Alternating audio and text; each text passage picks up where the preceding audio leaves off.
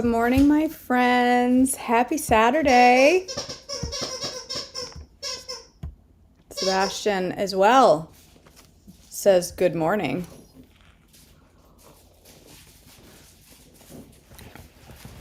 Today is going to be a good day, full of joy and happy things. I can feel it in my buns. That's my bones, not my buns.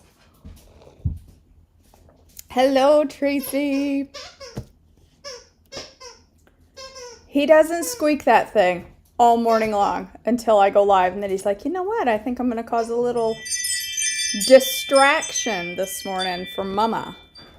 She likes it when I drive her crazy. All right.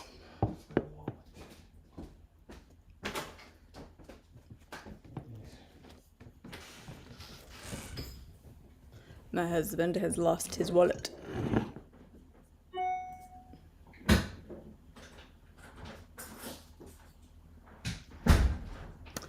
Assuming he found it, I don't know. He's gonna come back in here grumpy as he ain't gonna find his wallet. I have a feeling we're gonna have to wait this out for a moment before I start because he lost that a long time ago, Grace. He must have found it because he's gone. All right, let's go ahead and get started. Thanks for the patience as I worked that out. All right, September 17th, Ezra's prayer concerning intermarriage, Ezra 9, 1 through 15, 458 BC. When these things had been done, the Jewish leaders came to me and said, many of the people of Israel, even some of the priests and Levites, have not kept themselves separate from the other people living in the land. They have taken up detestable practices of the Canaanites, Hittites, Perizzites, Jebusites, Ammonites, Moabites, Egyptians, and Amorites. For the men of Israel have married women from these people and have taken them as wives for their sons. So the holy race has become polluted by these mixed marriages. Worse yet, the leaders and officials have led the way in this outrage.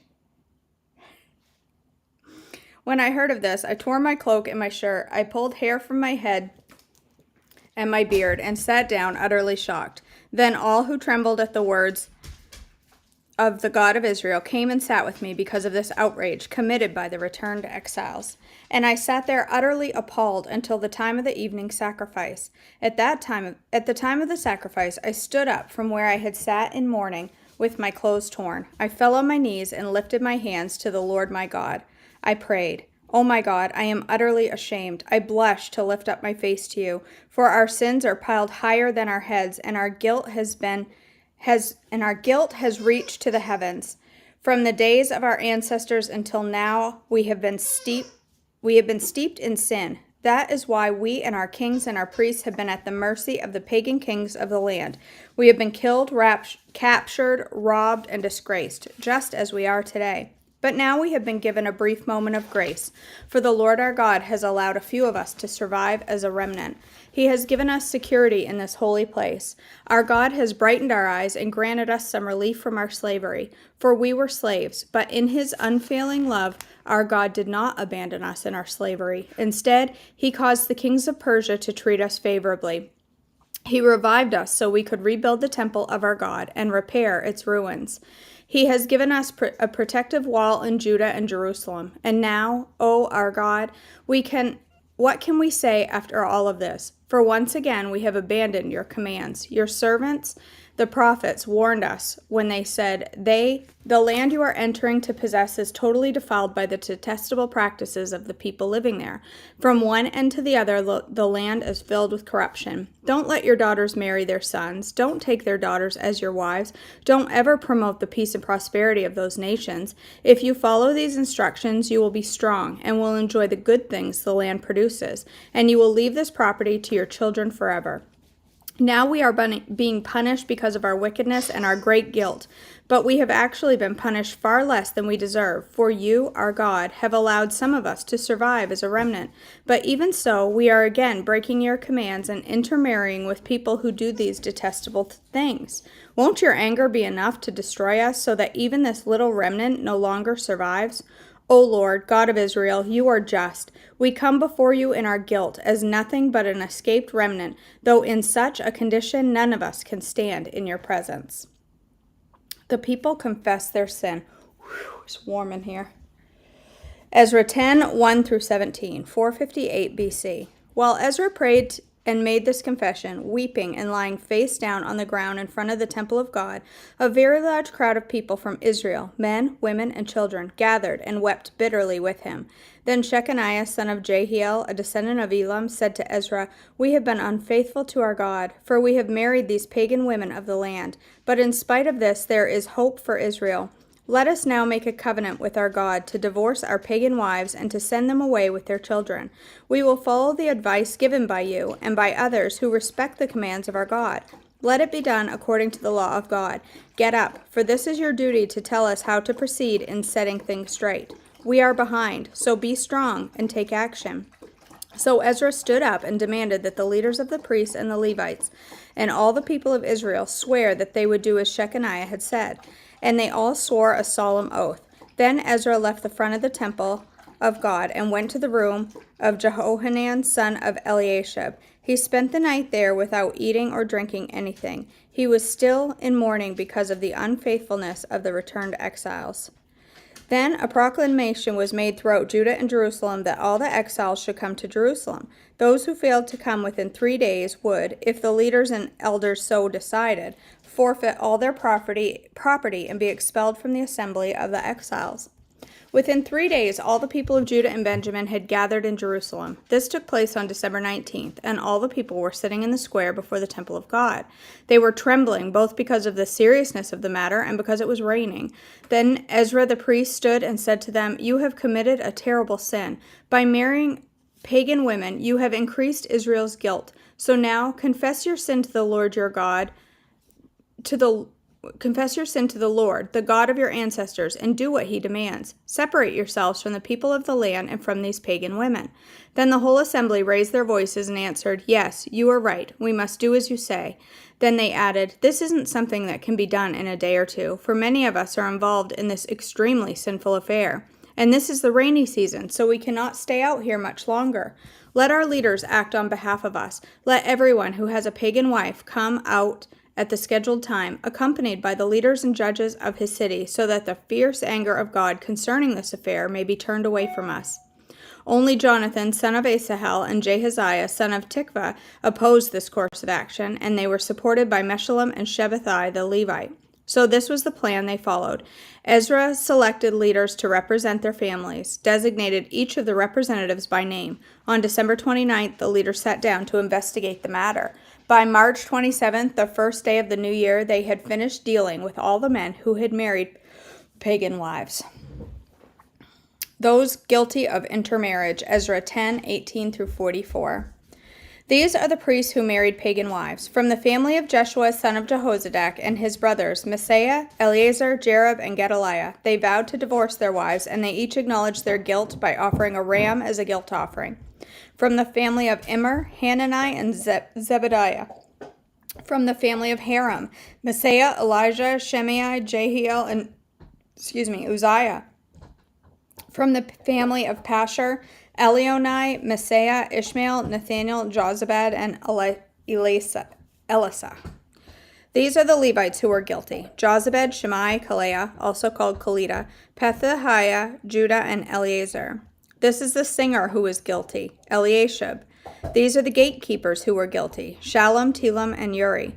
These are the other people of Israel who were guilty: from the family of Parash, Ramaiah, Isaiah, Melchijah, Mijamin, Eleazar, Hashabiah, and Benaiah. From the family of Elam, Mattaniah, Zechariah, Jehiel, Abdi, Jeremoth, and Elijah.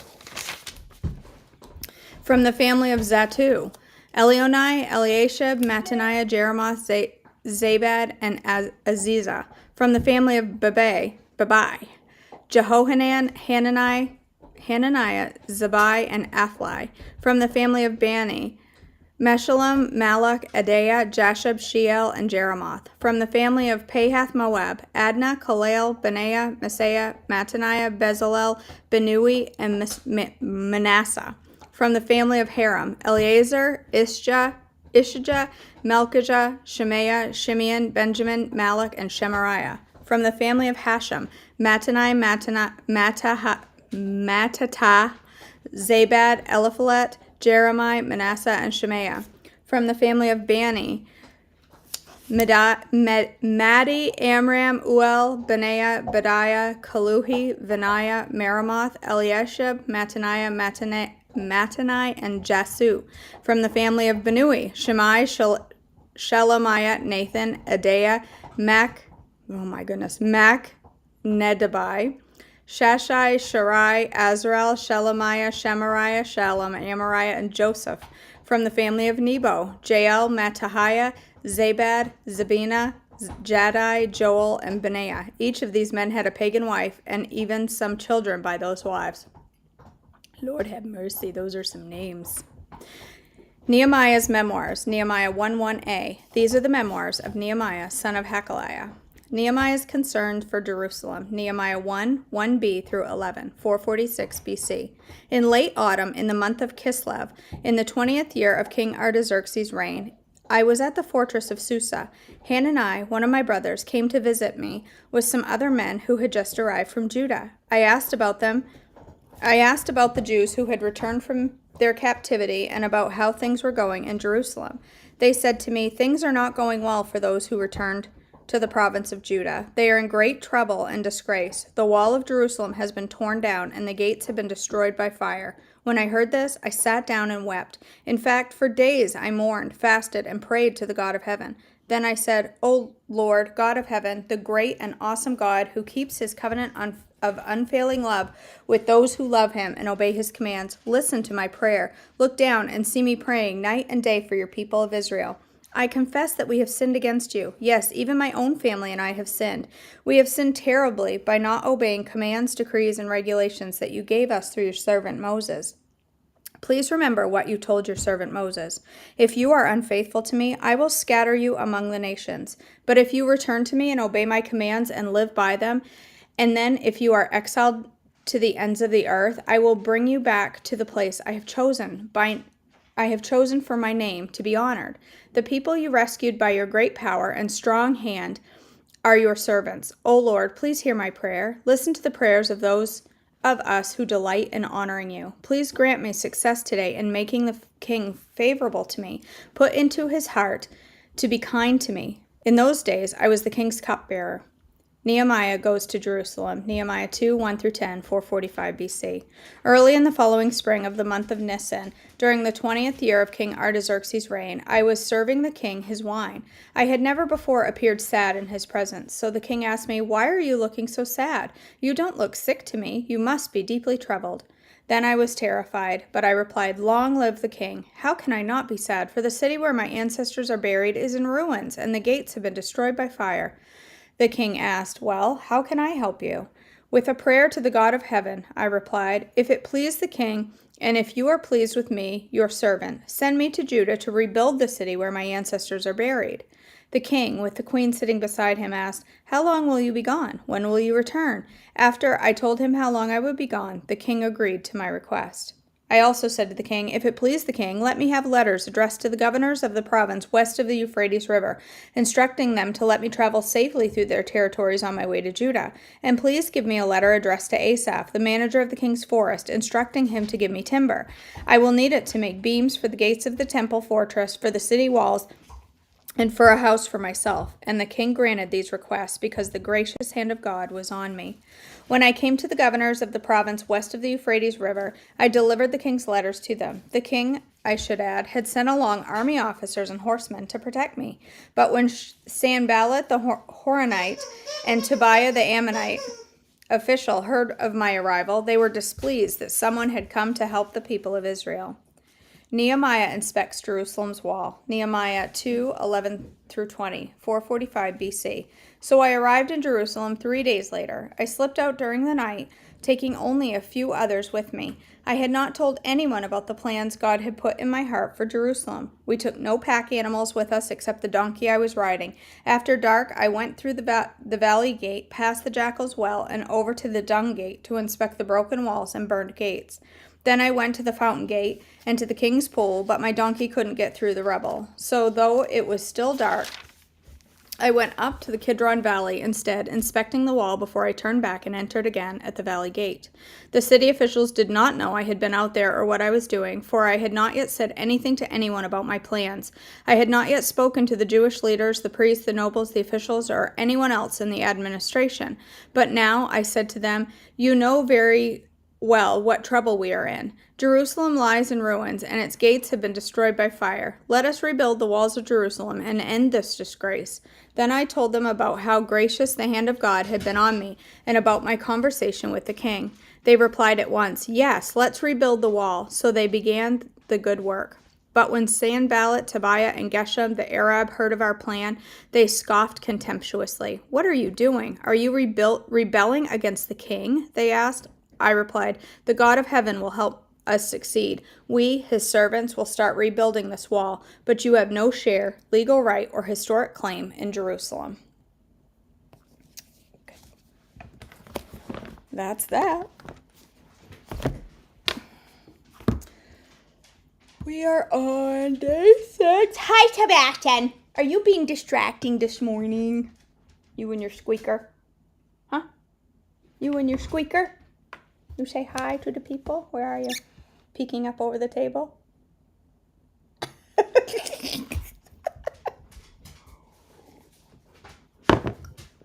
He's quite energetic this morning. All right. We are on page 12 of Breaking Free from Body Shame. This is the section titled Hope and High-Waisted Jeans. He just took that into the other room and he's squeaking. He's full of it. All right, hope and high-waisted jeans. Do you remember the first time you encountered someone whose perception of her body was not in line with the culture in the best way? The first time you met someone who lived in radical freedom, acceptance, or abundance as it pertained to her body? Did you notice another mother playing hard on the beach with her kids without seeming concerned about her stretch marks? Maybe you first took a fitness class from an instructor who didn't fit the stereotype, but who never made apologies for her body or let shame take up any space. Maybe while growing up you had a friend who grew quiet when the other girls in your group began criticizing their bodies because she refused to take part in such a ritual. I regret to say that even now, as I write, I'm scanning my memories, having a hard time picking more than a few people from my past. We could all tell stories of women and men who had a negative impact on our lives, shocking us with their personal beliefs about their body. For me, there was an incredibly wise and wild woman who discipled me in college, but who also encouraged me to go on an extremely low-carb diet. Or the pastor who noticed I gained a significant amount of weight and told me it looked like my heels were going to snap under the pressure of my body. Oh my word. A pastor. I hope she smacked him with her Bible. Once we moved to a church to help a pastor, and the leadership team offered both my husband and me a diet program as a welcome gift. Thanks for coming to help our church. Please only eat 600 calories a day for the next 21 days. If I'm incredibly honest, the most truly impactful voices in my life If I'm incredibly honest, most of the truly impactful voices in my life have had this one flaw. They have neither agreed with nor promoted a kingdom mentality when it comes to the body. Cultural conformity has been the ideal, and in the worst cases, living up to that ideal has been cast as a form of righteousness. In the bulk of my experiences with others, there hasn't been a desire to break free from shame either. Rather, shame has been welcomed as a tool to help our bodies continually become better. Along came Lily. Lily was a voice that cut through the crazy to say something true and affirming and wildly encouraging. I was a few years into the process of no longer just accepting my body or even celebrating it, but trying with everything I had to view it in the light of God's kingdom. I was trying to grasp that my body was fallen and broken, yet full of potential and promise. I was trying to embrace the body God had given me, and I had definitely begun to give up on ever being anyone else's ideal body type. And so, one day, I wore high-waisted jeans. Some women with my particular shape may avoid high-waisted jeans or particularly high-waisted jeans with a shirt tucked in, which puts your shape on display. It's the old, I can't wear blank or blank. It's the old, I can't wear blank or blank just doesn't look good on my body argument that many of us live with and throw around. High-waisted jeans with a shirt tucked in should be avoided. I'm getting angry just typing that. By women with my body type. But I was over the shoulds, so I did what I wanted to do. Lily came over a few days after I'd worn some high-waisted jeans to church. We were catching up on her life and her eventual plans to move to Paris. Lily was so cool, so wild, so in love with God. Just before she left, she looked at me with the beginnings of tears in her eyes and said, "Thanks for wearing high-waisted jeans. Seeing you love your body makes me love my body. Seeing you worship in your body makes me want to worship in my body when I come to church." I was stunned and blessed beyond measure. At that early point in my journey, no one had really noticed the outward shifts I was making as my heart changed inwardly. No one had seen my high-waisted jeans as the freedom cry that they were. No one had mirrored back the love I was beginning to allow myself to feel towards myself, towards my body. There stood Lily, one of the first harbingers of hope in the battle. It wasn't a light-hearted cry of body positivity, and it wasn't the willful determination to not notice our own figures.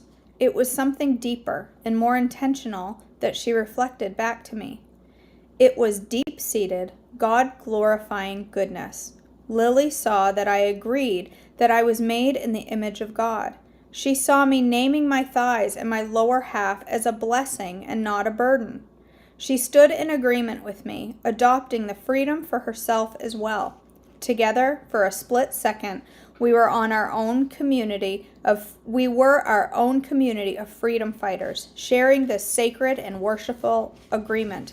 Our bodies were good. I've had that same moment of exhilaration a handful of times since then. I find that even when we're open and comfortable sharing with other women about our bodies, it almost takes a miracle to get a shared agreement that our bodies are good. We're all on different pages. We all have different experiences and stories, and it takes patience and the stripping away of layers of vulnerability to let down our collective guards and to make agreements that are rooted in truth. As precious as it can be, together is the way forward. Conversation is the conduit of this kingdom mentality, and we can start together, right here, all of us, today.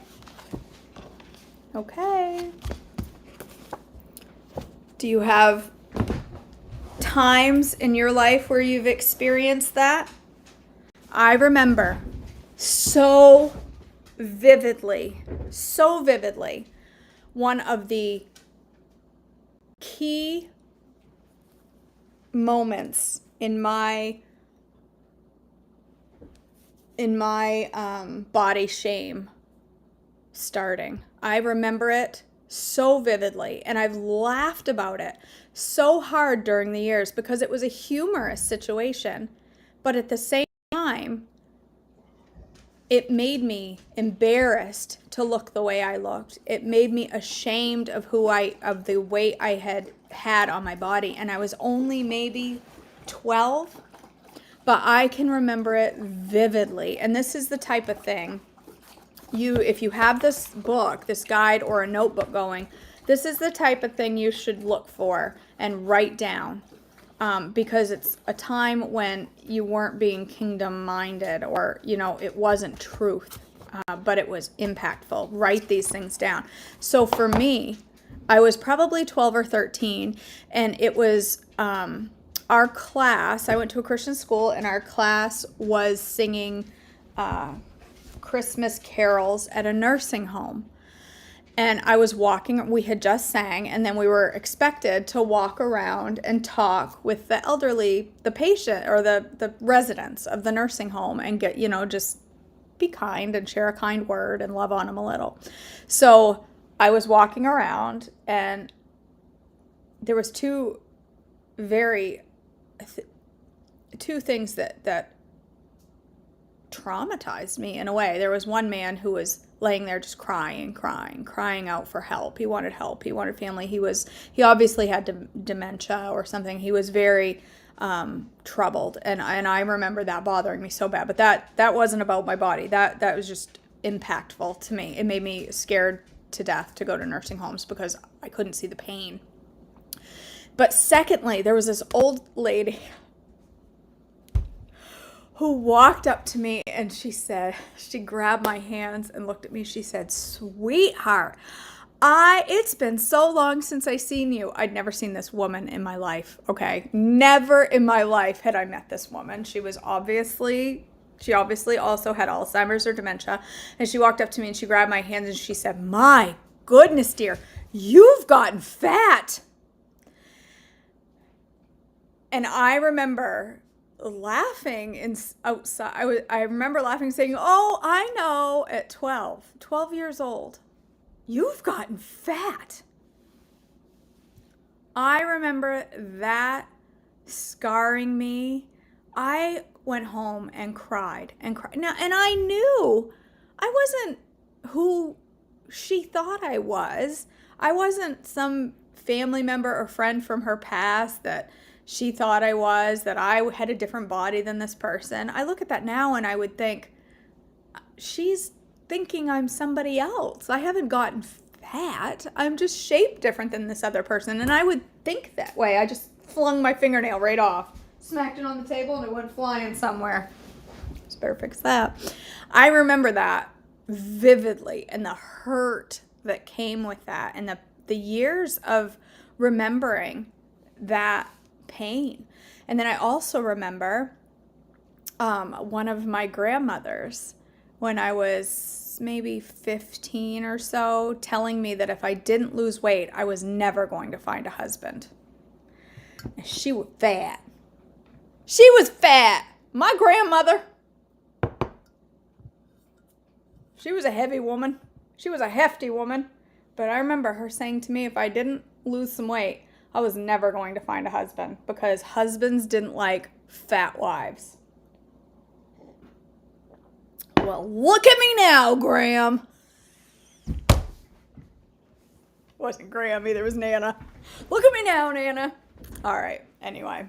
Those are a couple of my vulnerabilities. So I encourage you to look for those hard things that have caused pain in your life, that maybe you don't even think of the pain they caused, but they're a memory that comes to your mind, reminding you about your body and how it looks. Something somebody said about your body that hurt and made you feel differently about yourself. Write those things down.